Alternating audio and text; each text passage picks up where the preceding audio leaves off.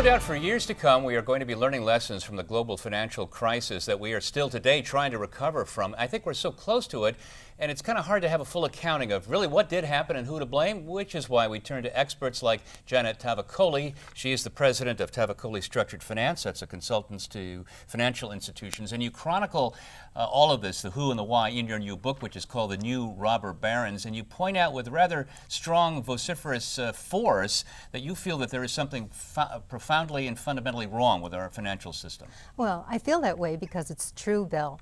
What we've learned from this crisis is that when you throw trillions on the table, nobody tells the truth and everyone plays for keeps. And that's what's happened here.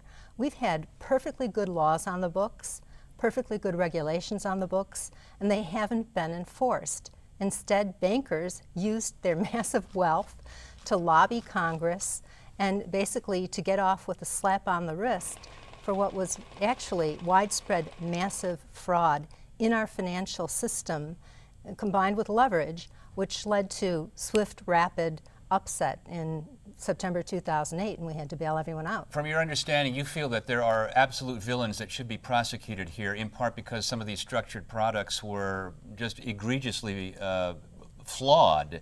But a lot of people... More than that, I'm saying at the top of these institutions, we had CEOs and CFOs who signed off on accounting statements that were false. Now, if you look at 2007, after HSBC declared massive losses, our banks didn't write that down. Now, under Sarbanes-Oxley, they signed off on statements that they knew or should have known were false. So, Janet, do you think that there are lessons learned that we are not learning or will be suppressed because the particular interests who would be hurt by having those lessons learned don't want to have more regulation? That's what I'm saying. They've played keep-away ball. They've bought off Congress through campaign contributions so that they haven't gone after them in an effective way.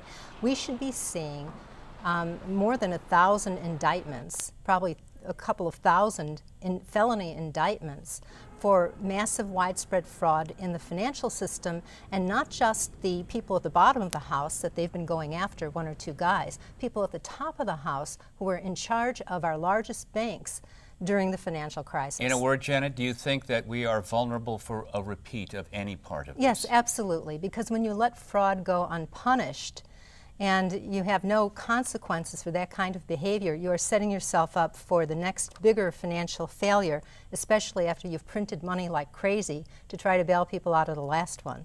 Janet Tavakoli's latest book is called The New Robber Barons. Janet, thank you so much. Thank you, Val.